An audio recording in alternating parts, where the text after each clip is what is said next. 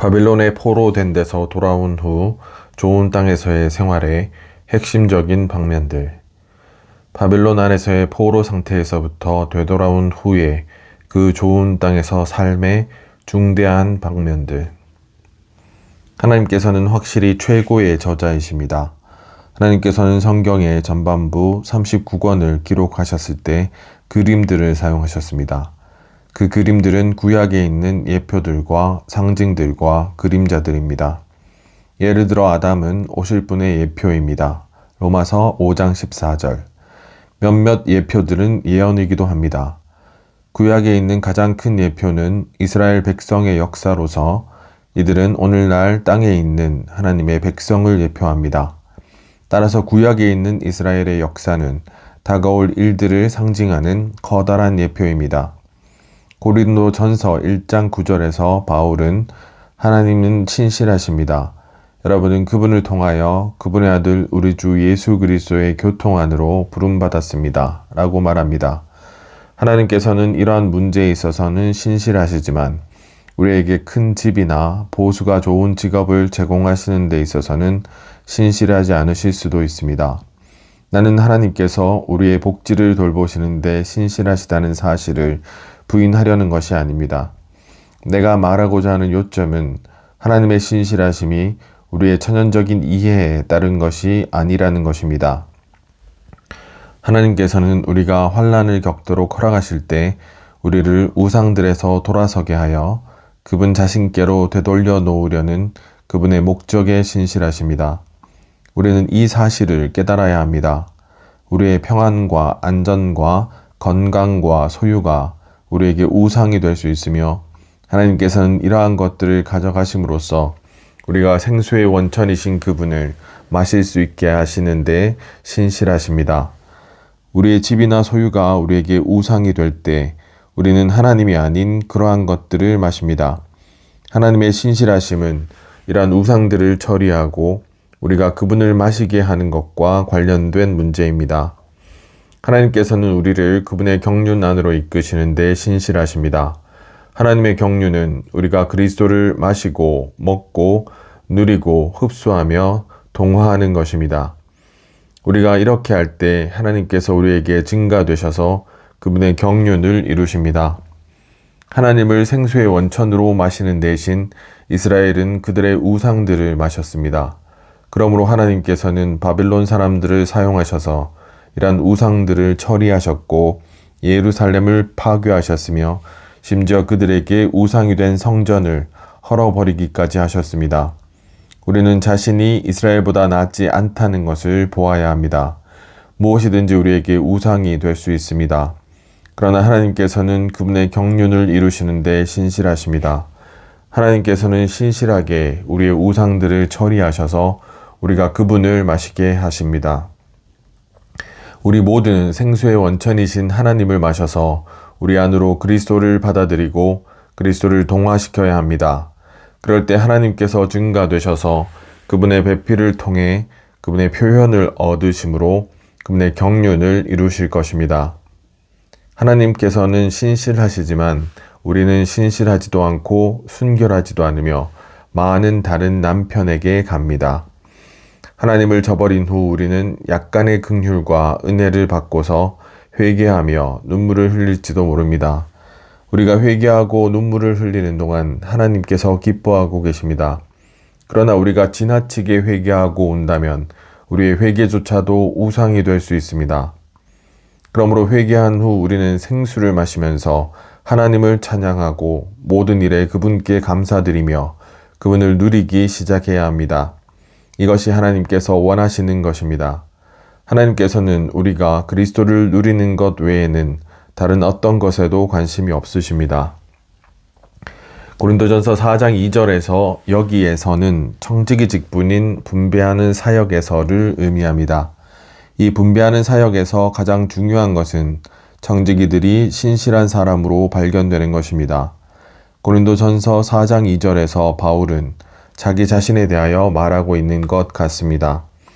나는 형제와 함께 있었을 때 결코 자신에 대하여 긍정적으로 말해서는 안 된다고 배웠습니다.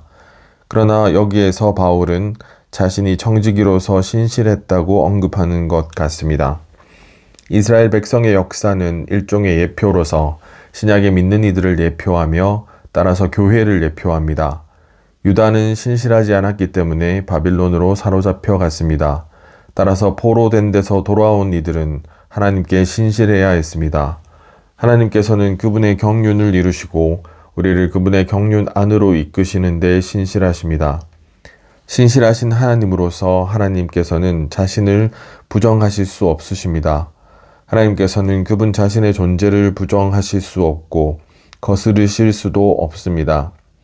신실함이라는 미덕을 지니신 하나님께서 우리 안으로 일에 넣어지실 때 그분께서는 우리가 되시고 우리는 신실함이라는 그분의 미덕에 있어서 그분이 됩니다. 하나님께서 그분 자신의 존재를 부정하실 수 없는 것과 똑같이 하나님으로 조성된 우리도 우리 자신의 존재를 부정할 수 없습니다. 바로 이러한 방식으로 우리는 하나님의 비밀들을 맡은 청지기들로서 신실하게 될 수 있고 또 그렇게 될 것입니다. 우리는 신실하신 하나님으로 조성되어 있기 때문에 틀림없이 하나님께 신실할 것입니다. 우리의 존재, 곧 우리의 조성은 우리가 신실하지 않도록 허용하지 않습니다. 우리가 신실하다는 것, 곧 신뢰할 만하다는 것은 주님께서 우리에게 나누어 주신 청지기 직분을 완수한다는 것을 의미합니다. 주님께서는 아마겟돈에서의 전투를 위해 오실 때 모든 주인의 주님이시자 모든 왕의 왕이실 것이고 그분과 함께하는 이기는 이들은 부름받고 선택받은 신실한 사람들일 것입니다. 하나님은 일반적인 이름이고 여호와는 친근한 이름입니다. 하나님은 그분의 능력과 관련되고 여호와는 그분의 사랑과 관련됩니다. 하나님은 창조와 관련되고 여호와는 그분의 친근함과 관련됩니다. 창세기 1장은 창조를 다루기 때문에 여호와를 언급하지 않습니다. 비록 1장에서 사람이 언급되지만 이것은 창조와 능력과 관련됩니다. 2장은 하나님께서 사람에게 친근하시고 사람과 관계를 맺으시는 것에 대해 말합니다. 그러므로 2장에는 여호와 하나님이 언급됩니다. 2장에서 여호와만이 아니라 여호와 하나님이라고 말하는 것은 2장에 언급된 여호와께서 바로 1장에 언급된 하나님이심을 증명합니다. 여호와 하나님은 능력이 있는 분이실 뿐 아니라 사람에게 가까이 다가오는 분이십니다. 엘 샤다이가 공급과 약속에 관련된 하나님의 이름인 것처럼 여호와는 존재와 성취와 관련된 하나님의 이름입니다. 여호와이신 하나님께서는 존재하시는 하나님이시자 성취하시는 하나님이십니다. 아브라함과 이삭과 야곱은 약속이 성취된 것을 누리지 못하고 죽었습니다. 그들의 체험에서 하나님은 모든 것을 충족해 주는 분이셨지만 여호와는 아니셨습니다. 그들에게 그분께서는 약속하는 하나님이셨지만 성취하는 하나님은 아니셨습니다. 하나님께서는 출애굽기 6장 1절부터 8절까지에서 모세에게 말씀하셨을 때 모세에게 좋은 땅에 관해 약속하지 않으셨습니다. 오히려 아브라함과 이삭과 야곱에게 하신 약속을 성취하러 오셨습니다. 창세기 15장에서 하나님께서는 아브라함과 언약을 맺으시면서 13절과 14절에서 400년 후에야 좋은 땅에 관한 약속이 성취되리라는 것을 알려주셨습니다. 400년이 다 찼을 때 모세는 80세였습니다. 이것은 아브라함에게 약속하신 것이 모세와 이스라엘 자손에게 성취될 것임을 가리킵니다. 하나님께서 성취하시는 하나님이시려면 그분은 반드시 존재하시는 하나님이셔야 합니다. 즉 스스로 존재하시는 분이셔야 합니다. 특별한 의미에서 동사 이다, to be는 오직 하나님께만 적용됩니다. 이 동사는 여호와라는 이름의 기본 구성 요소입니다. 이 우주 안에 그분만이 스스로 존재하시는 분이십니다. 그분은 약속하는 분으로서 엘 샤다이이시지만 약속하신 것을 성취하는 분으로서는 여호와, 곧 존재하시는 분이십니다. 하나님의 존재는 그분 자신을 제외한 어떤 것에도 의존하지 않습니다. 그분은 시작도 없고 끝도 없이 영원히 존재하십니다. 여호와로서 하나님께서는 다만 존재하십니다. 약 4,000년 전에 하나님께서는 아브라함에게 좋은 땅에 관하여 약속하셨습니다.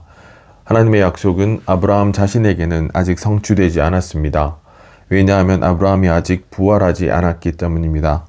하나님께서는 존재하시고 항상 존재하실 것이기 때문에 약속을 성취하시는데 실패하실 수 없습니다.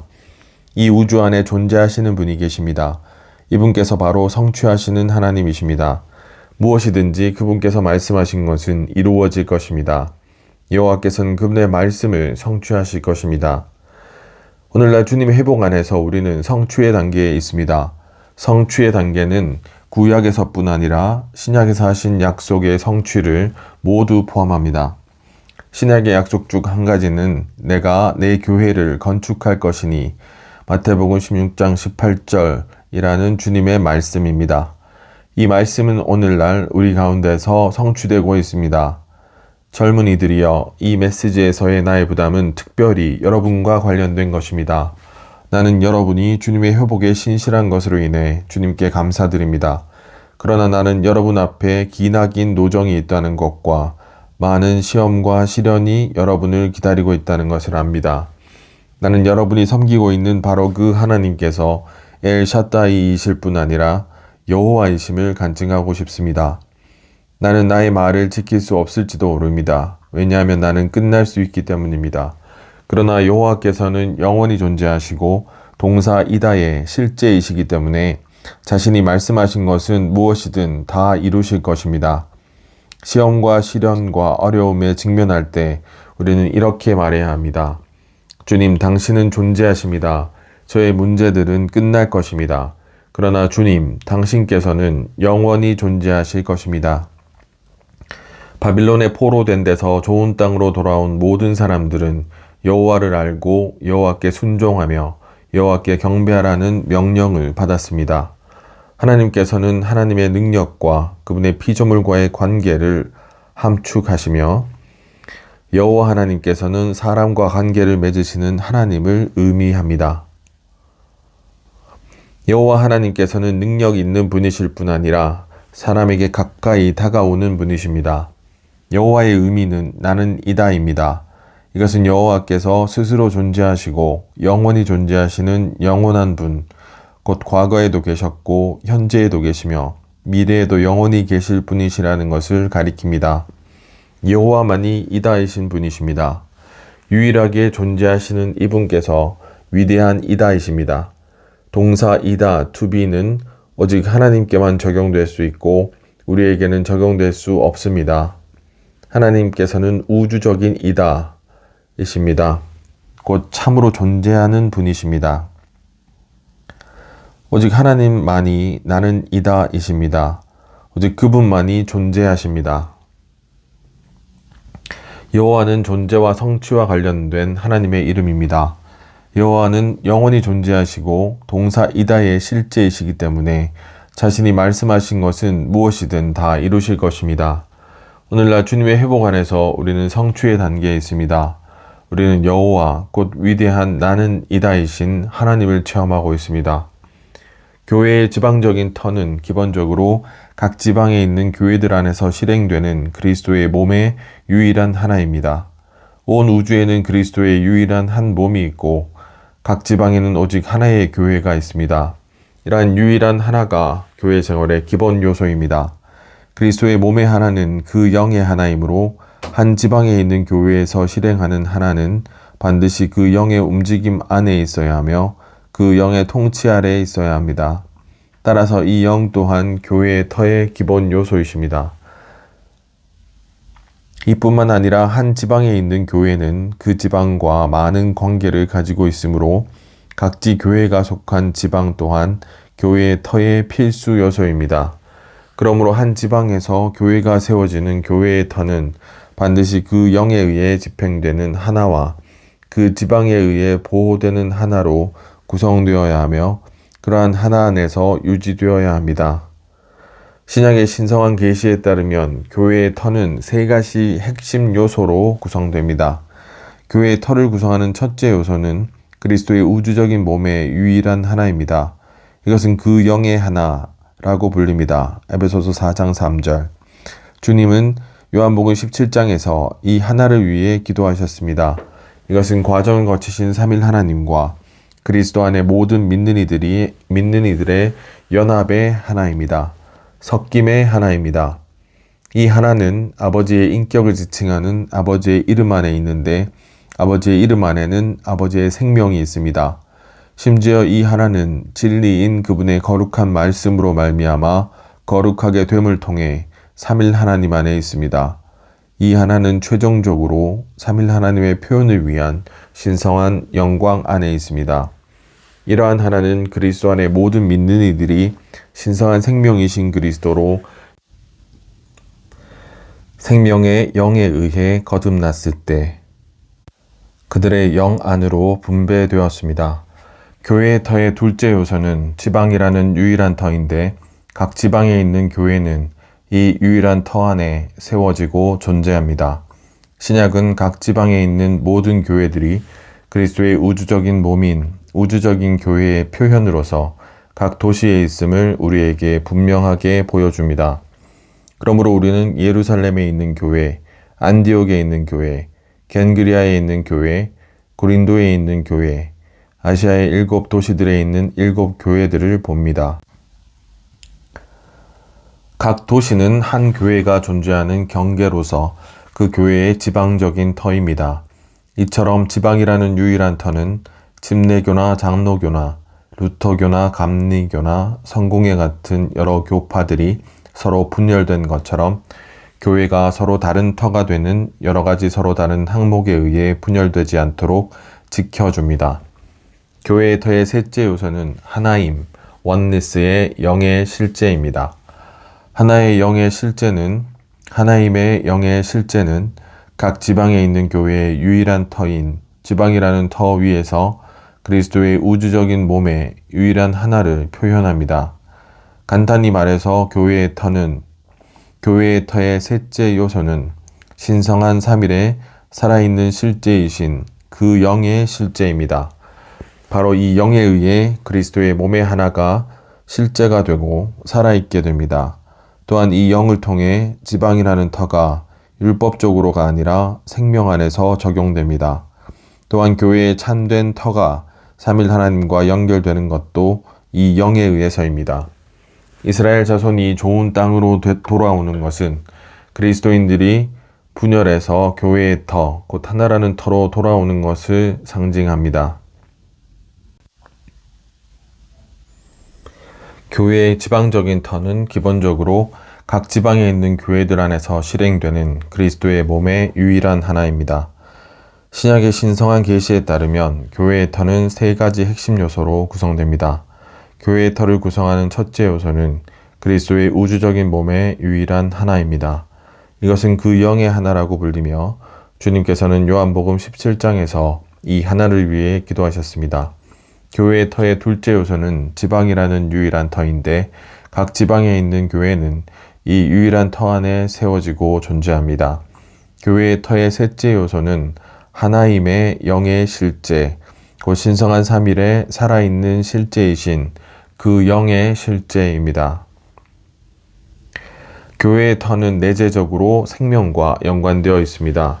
하나님께서는 아브라함에게 씨에 관한 그분의 약속을 반복하셨을 뿐 아니라 땅에 관한 그분의 약속도 반복하셨습니다. 아브라함은 주님께서 씨에 관하여 하신 약속을 믿었습니다.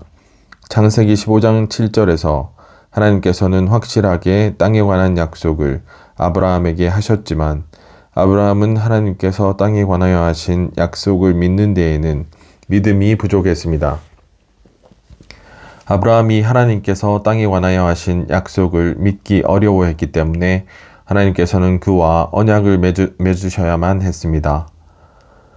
창세기 15장 9절부터 21절까지 해서 우리는 하나님께서 그리스도를 통하여 아브라함과 언약을 맺으심으로써 그분의 약속을 확증하셨음을 봅니다. 아브라함과 언약을 맺으실 때 하나님께서는 아브라함에게 암송아지 1마리와 암염소 1마리와 숫양 1마리와 산비둘기 1마리와 집비둘기 1마리를 가져오라고 말씀하셨습니다. 이러한 것들을 통하여 하나님께서는 아브라함과 언약을 맺으셨으며 이것은 아브라함이 이런 방식으로 하나님의 영원한 목적을 성취할 수 있음을 암시합니다. 갈라지고 죽음을 당한 새 가축은 십자가에 못 박히신 그리스도의 예표입니다. 십자가에 못 박히신 그리스도께서는 육체가 되신 분으로서 이 땅에서 인성 안에서 사셨습니다. 하나님의 어린 양은 하나님의 말씀이 육체가 되신 분이십니다. 그러므로 창세기 15장에 있는 새 가축은 우리를 위하여 인성 안에서 십자가에 못 박히신 그리스도를 상징함에 틀림없습니다. 암 송아지는 화목 제물로 바치기 위한 것입니다. 하나님께서 그분께 부름받은 이들과 언약을 맺으시기 위해서는 먼저 화목 제물이 필요했습니다. 그리스도께서 그 화목 제물이셨습니다. 암 염소는 우리의 속죄 제물이신 그리스도의 예표였습니다.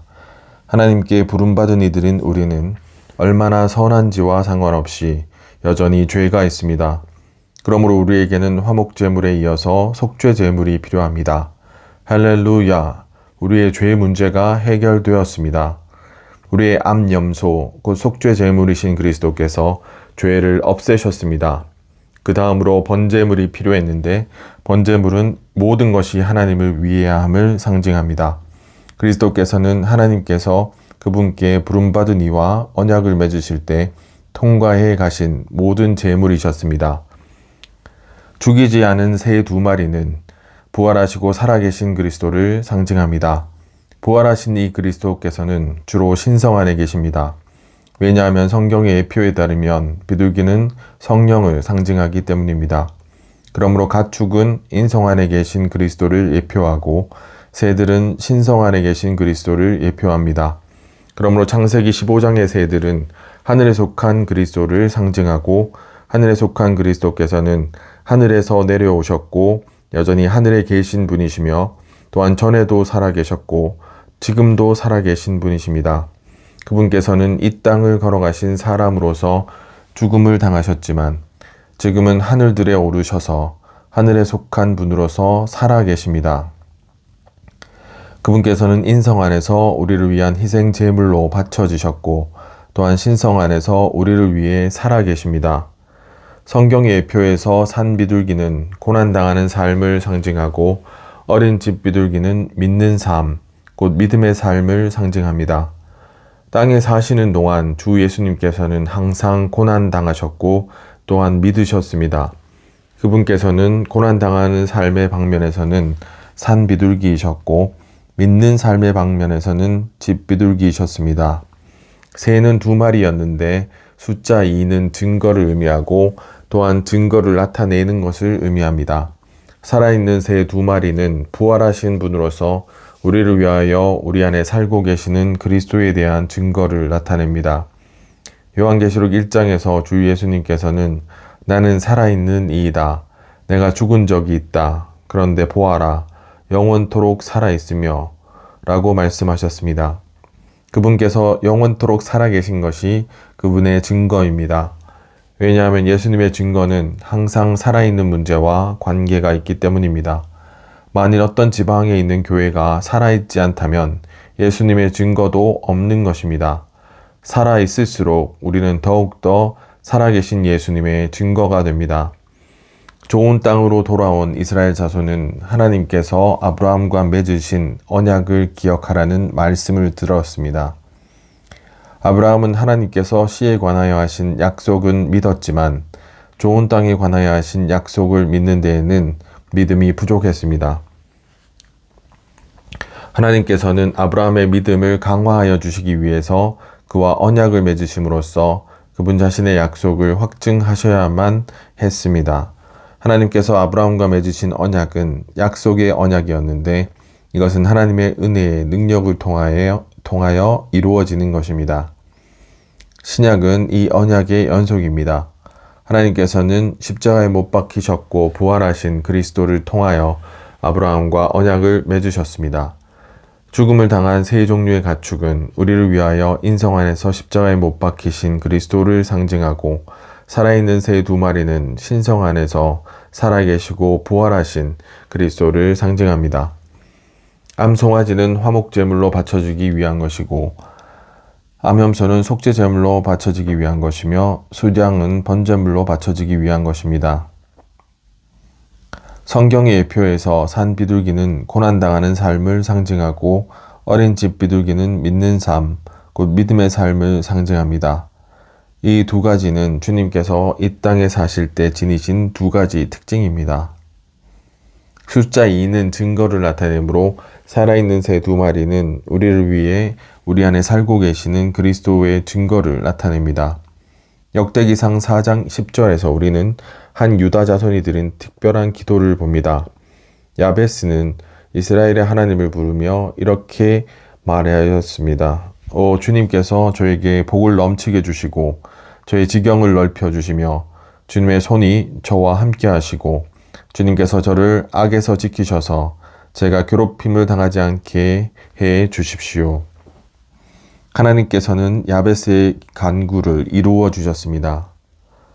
나는 우리 모두가 그러한 기도, 즉 하나님께서 좋은 땅에 대한 누림의 지경을 넓혀 주시기를 구하는 기도, 다시 말해서 그리스도에 대한 우리의 누림의 지경을 넓혀 주시기를 구하는 기도를 하기 바랍니다. 하나님의 일의 한 가지 주된 원칙은 사람의 기도가 필요하다는 것입니다. 하나님께서는 사람이 기도로 그분께 협력하기를 원하십니다. 여러 해 전에 기도의 경험이 많은 어떤 그리스도인이 있었습니다. 그는 모든 영적인 일이 4단계로 이루어진다고 말했습니다. 첫째 단계에서 하나님께서는 어떤 일을 하기를 의도하십니다. 즉 하나님의 뜻이 있습니다.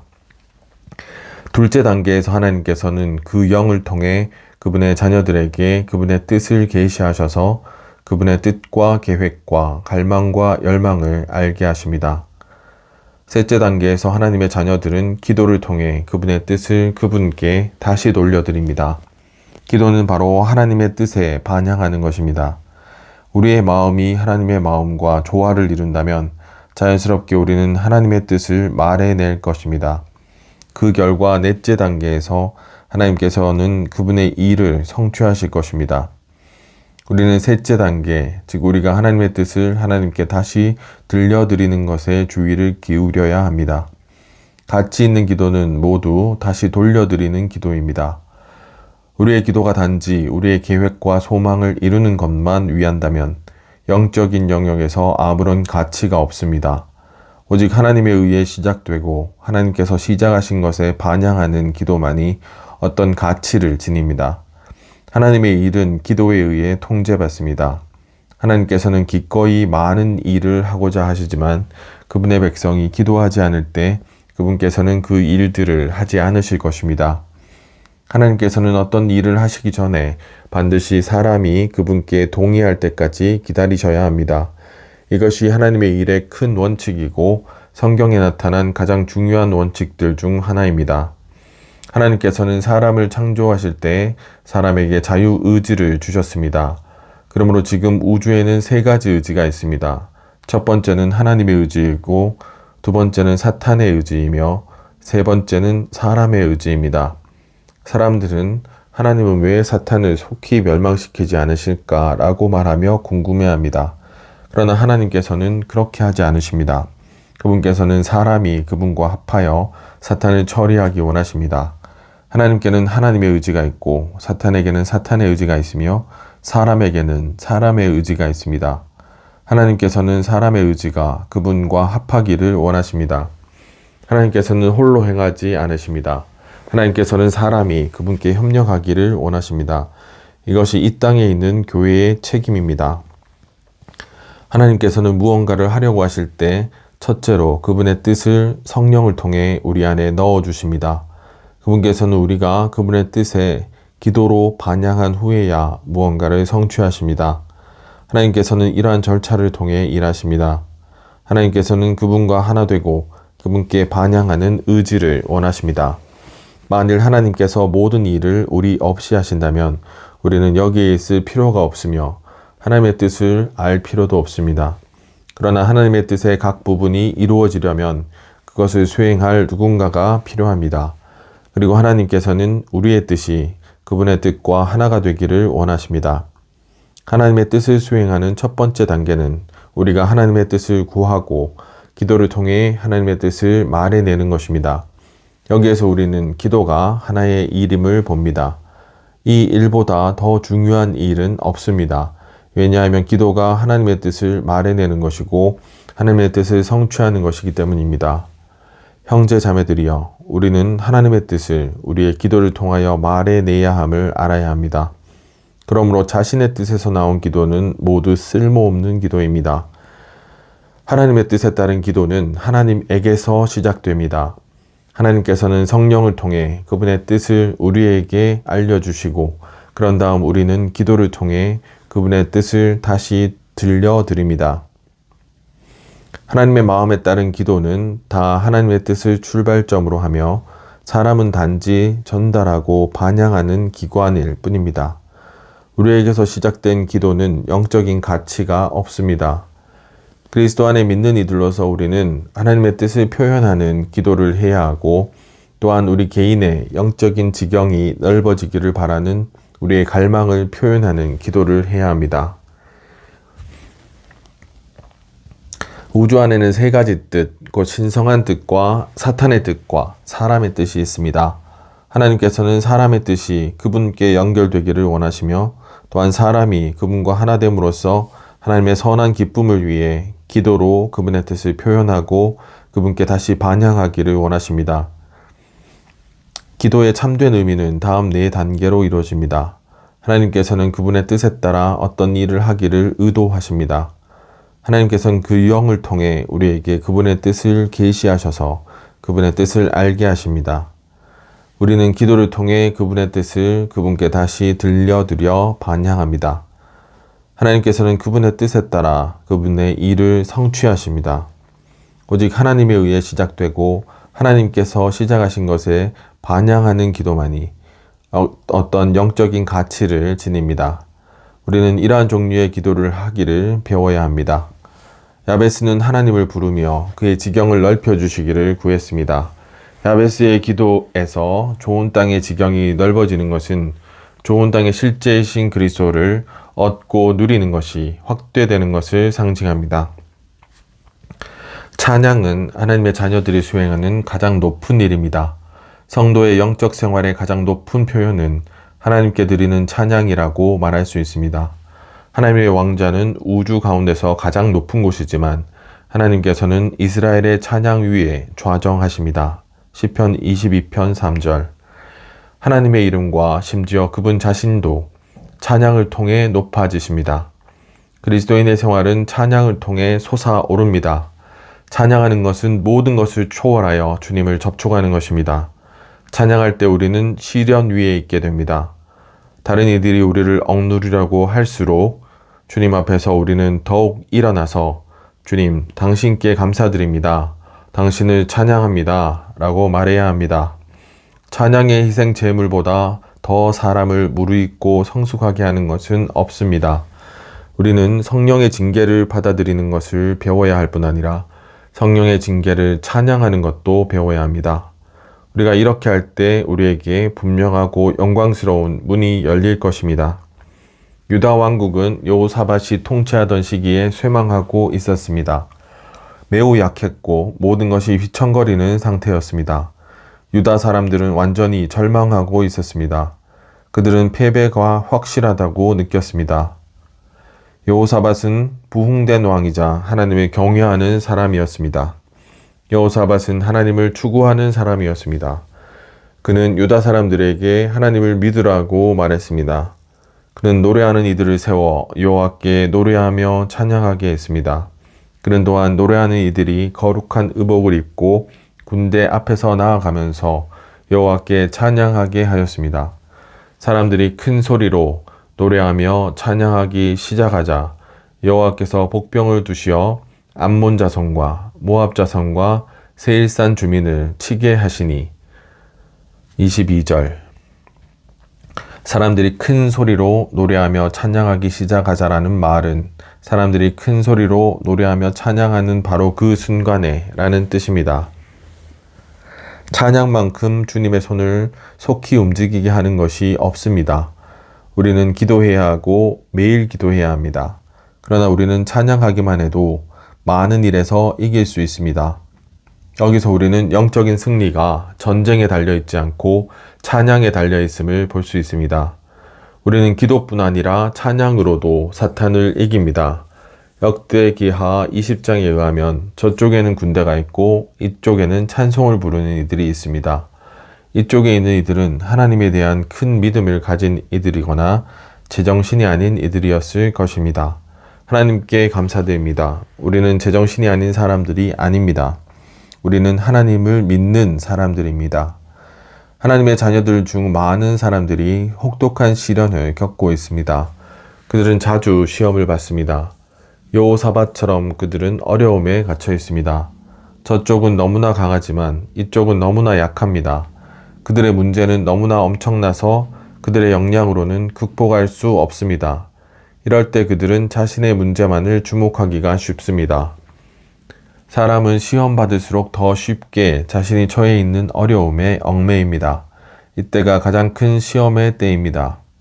사람은 시험받을수록 점점 더 자신과 환경을 바라보게 됩니다.